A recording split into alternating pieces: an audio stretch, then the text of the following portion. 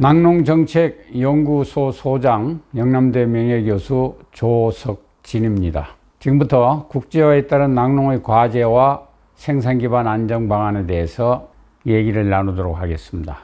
그럼 우선 국제화에 따른 낙농산업의 과제에 대해서 살펴보도록 하겠습니다. 우선 낙농과 호수 그리고 사육투수 두당 산유량에 관해서 1995년부터 2020년까지 상황을 살펴보도록 하겠습니다.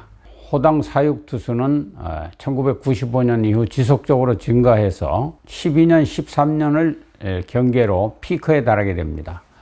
그리고 그 이후에 감소해서 다시 지속적으로 늘어나서 2020년 현재 67두를 나타내고 있습니다.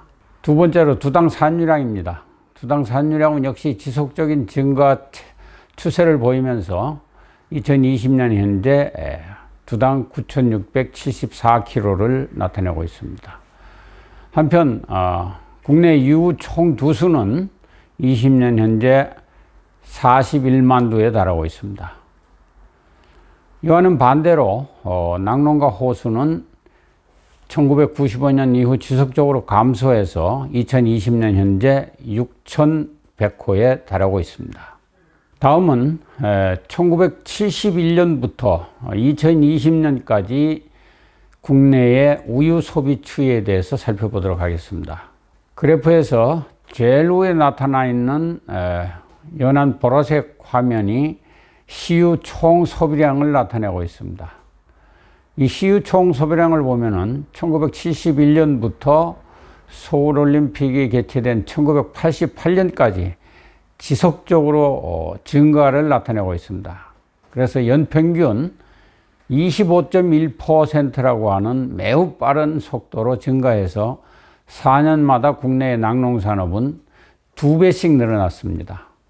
그러던 것이 서울올림픽이 끝나고 1988년에서 2003년까지 이 기간에는 증가 속도가 떨어져서 연평균 3.1%라고 하는 속도로 낮아지게 됐습니다. 이 중간에 CU 총 소비량이 급격히 감소하는 그와 같은 시기가 있었습니다. 이것은 1997년, 99년 이 사이에 구제역이 발생함으로 인해서 국내의 우유 소비, 생산 모든 것이 침체되는 결과를 초래했습니다. 그래서 2000년대에 들어와서 연평균 성장률을 보면은 1988년에서 2003년까지 3.1%로 낮아졌던 것이 다시 2003년에서 최근 2020년까지 보면은 감소 추세로 전환돼서 마이너스 0.6%를 나타내고 있습니다. 이것과 마찬가지로 국내의 백색 CU 소비량, 가공 CU 소비량 역시 마찬가지 추세를 보이고 여기에 비해서 우유 자급률은 시간이 흐름에 따라서 점차 낮아져서 2020년 현재 48.1%까지 낮아졌습니다. 그래서 이처럼 최근에 국내 우유 소비 추세를 보면은 백색 CU 소비를 포함해서 가공 CU 두 가지 CU 소비가 정체 내지는 약간의 감소를 나타내고 있는데 비해서 원유로 환산한 연간 1인당 총 소비량은 계속해서 늘어나고 있다는 것을 알 수 있습니다. 그래서 2020년 현재 빨간 선으로 표시된 1인당 총 소비량이 무려 83.9kg에 달하고 있습니다. 이와 같은 추세는 아마 앞으로도 지속될 것으로 전망되고 있습니다. 다음은 한국과 생산 또는 소비 여건이 매우 유사한 한일 두 나라 간의 연간 1인당 유제품 소비 추이에 대해서 알아보도록 하겠습니다.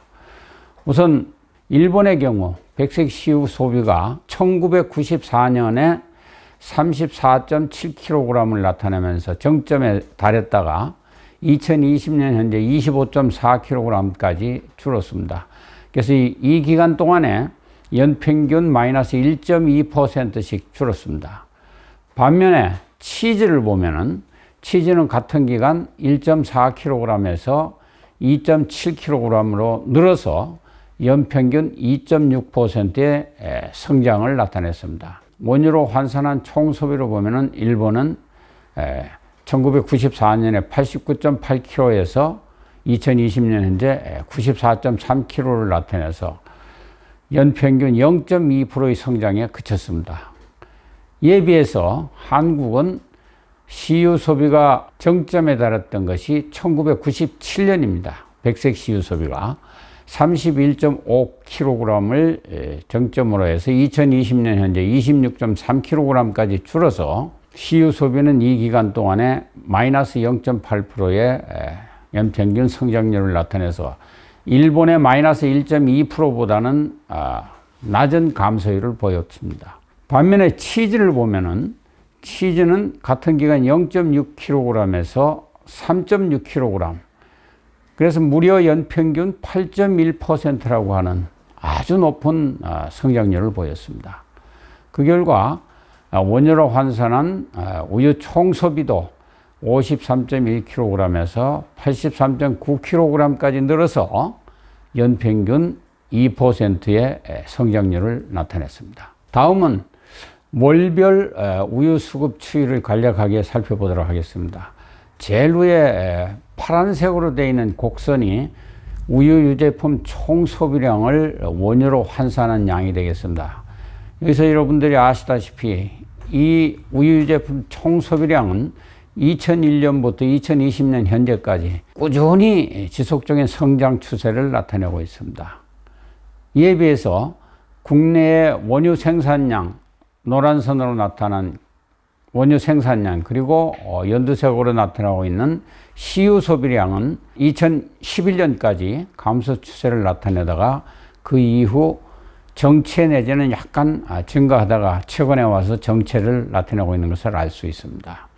반면에 우유 수입은 2001년부터 지금까지 끊임없이 지속적인 증가 추세를 나타내고 있다. 그래서 우유 제품 총 소비는 바로 이 우유 수입과 거의 평행선을 유지하고 있다는 것을 알 수 있습니다. 이 사이에 붉은 선으로 나타나 있는 유제품 재고가 국내 생산 혹은 수입에 의해서 혹은 중간에 국내에 구제액이 혹은 질병이 발생한다든가 이런 상황, 돌발 상황에 따라서 다소 소비가 정체됨에 따라서 재고가 늘어나는 현상이 일시적으로 나타나긴 했지만 2015년에 재고가 정점을 형성한 이후 최근에는 지속적으로 재고가 감소하는 현상을 나타내고 있습니다. 다음은 우유 소비의 구조 변화에 대해서 간략하게 살펴보도록 하겠습니다. 3년 동안 평균, 다시 말씀드리면은 2008년에서 2010년까지의 3년 동안의 평균과 10년 후인 2018년과 2020년 3년 평균을 비교해 보면은 우선 우유 총 소비에 있어서는 306만 2천 톤에서 423만 6천 톤으로 이 10년 동안에 117만 4천 톤이 늘어서 연평균 3.3%씩 늘었습니다. 반면에 CU 소비를 보면은 2008년에서 2010년까지 3년 평균이 168만 1천 톤에서 2018년에서 20년까지 167만 8천 톤 해서 이 사이에 CU 소비는 3천 톤이 감소를 했습니다. 반면에 CU 소비가 차지하는 총 소비에서의 비율은 2008년에서 10년까지 54.9%에서 최근 2018년에서 20년까지는 39.6%로 대폭 줄었다는 것을 알 수 있습니다. 반면에 유제품 소비를 보면은 전체 소비가 10년 전에는 138만 1천 톤에서 최근에는 255만 8천 톤까지 그동안에 117만 7천 톤이 늘어서 연평균 6.3%의 빠른 증가를 나타냈습니다. 그 내용을 잠깐 보면은 우선 수입산은 99만 2천 톤에서 231만 1천 톤까지 131만 9천 톤이 늘어남에 따라서 연평균 8.8%라고 하는 매우 빠른 속도로 늘어났습니다. 이에 비해서 국내산은 같은 기간 38만 9천 톤에서 24만 7천 톤까지 줄어서 14만 2천 톤이 감소함으로 인해서 연평균 4.4%의 마이너스 성장을 나타내서 수입산이 8.8%인데 비해서 국내산은 마이너스 4.4%의 감소를 나타낸 겁니다. 한편 전체 원유 생산에서 차지하는 국내 작업률, 국내 원유 생산의 작업률을 보면은 2008년에서 2010년까지는 210만 6천 톤에서 최근에 205만 9천 톤으로 감소를 했습니다. 그래서 국내의 원유 작업률도 10년 전에 68.7%에 비해서 최근에 3년 평균이 48.6%까지 감소를 했습니다. 다음은 주요국과의 축산부문 FTA 협상 타결 내용을 간략하게 살펴보도록 하겠습니다. 우선 유제품 부문에 있어서 우리가 주목해야 될 것이 한미 FTA 그리고 한EU FTA가 되겠습니다. 한EU FTA는 2011년에 발효가 됐고 한미 FTA는 2012년에 발효가 됐습니다. 여기서 아시다시피 대부분의 유제품이 현행 관세 유지 TRQ 품목도 있지만 시간이 지남에 따라서 관세가 점차 철폐돼서 수입이 늘어날 수 있는 그와 같은 내용으로 되어 있다는 겁니다. 한미 FTA에 있어서 치즈를 보면은 치즈에 대한 그 양어 기간이 2015년 거기에다가 TRQ를 허용을 했고 치즈 중에서도 체다 치즈는 양어 기간이 2010년 동안 플러스 TRQ 그리고 버터는 역시 10년 동안 TRQ라는 이와 같은 조건으로 FTA 협상을 타결하게 됐습니다. 그리고 2026년이 되면은 실질적으로 FTA 협상 타결에서 대부분의 제품의 관세가 점진적으로 인하됨과 아울러서 수입이 완전히 자유화되는 상황을 맞게 됩니다. 그래서 2026년 이후에 국내의 유제품 수입은 치즈를 포함해서 더욱 늘어날 가능성이 높다 이렇게 생각이 됩니다. 한미 FTA 협상 타결 내용을 조금 더 상세히 들여다볼 필요가 있습니다. 우선 유제품 중에서 우리가 가장 관심이 집중되는 것이 뭐냐면은 치즈입니다. 그래서 치즈에 보면은 커드 및 치즈에서 치즈의 원료가 될 수 있는 그 커드를 보면은 10년 철폐, 즉 21년이 되면은 커드를 포함한 치즈에 대한 관세율이 0%가 되고 그 외 치즈 품목은 15년 철폐이기 때문에 2026년이 되면은 완전히 관세가 철폐됩니다. 아울러서 무관세 쿼터가 7,000톤에 달하고 매년 7,000톤을 시작으로 해서 3%씩 복리로 무관세 쿼터 물량이 늘어나게 되어 있습니다. 그 외에 관심의 대상이 되는 것이 분유가 되겠습니다. 그래서 분유는 보면은 현행 관세를 유지하되 5,000톤의 무관세 쿼터와 기간 제한 없이 매년 3%씩 무관세 쿼터량이 복리로 늘어나게 되어 있습니다.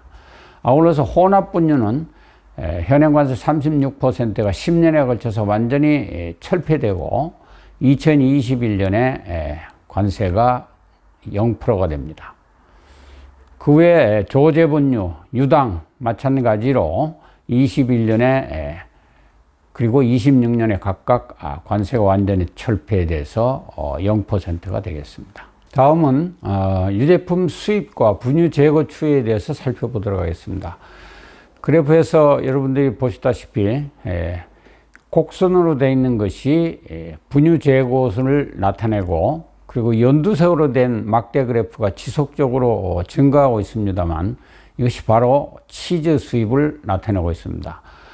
국내의 분유 재고에 따라서 혼합 분유라든가 유장 그리고 이와 같은 유제품의 수입이 다소 변화를 나타내면서 변화하고 있는 데 비해서 치즈 수입은 국내 분유 재고 수준과 무관하게 지속적으로 빠르게 증가하고 있다는 것을 여러분들이 보실 수가 있습니다.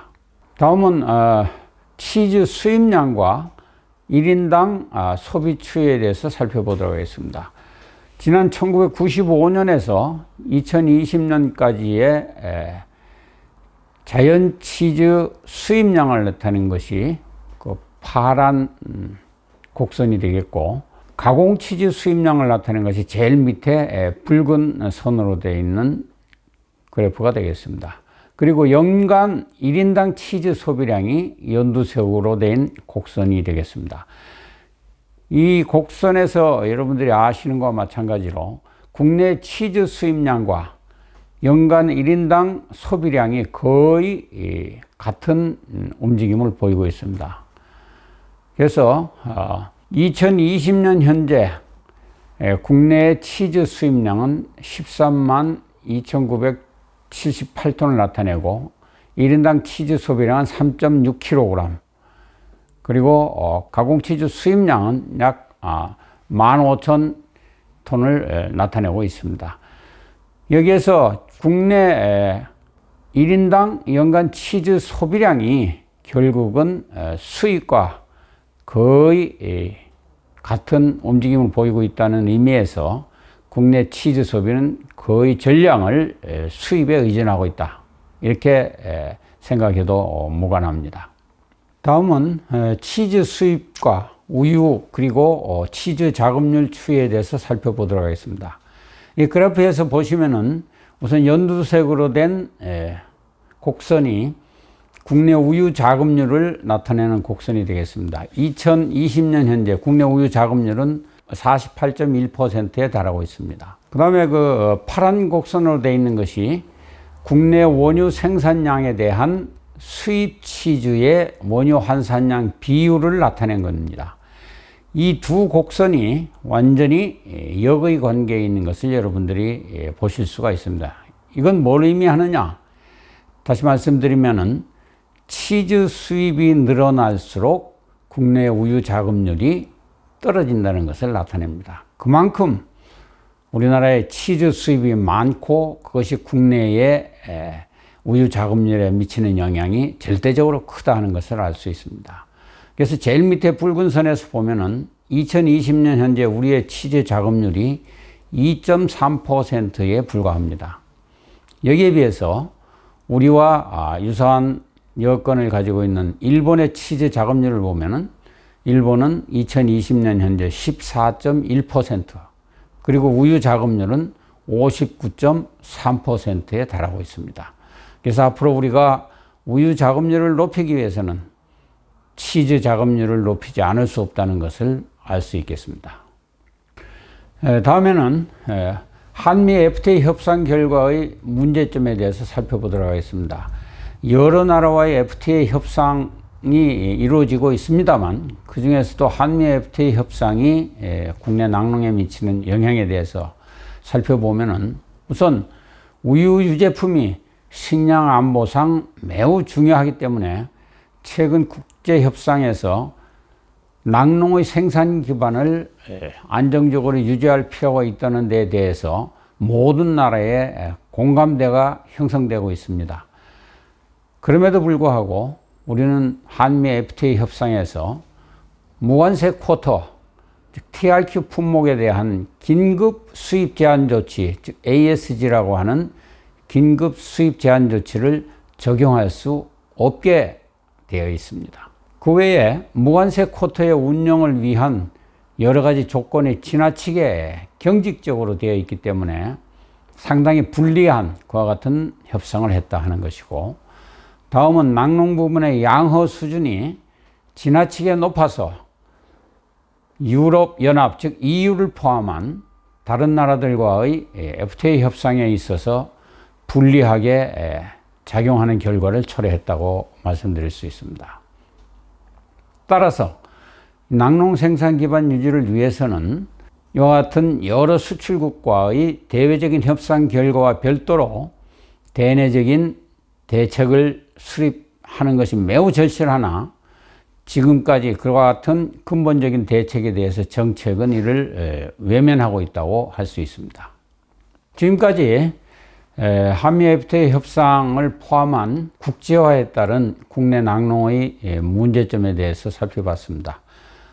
이상 이 문제점에 대한 설명을 마치고 다음은 국내의 낙농 생산 기반을 유지하기 위한 방안에 대해서 살펴보도록 하겠습니다.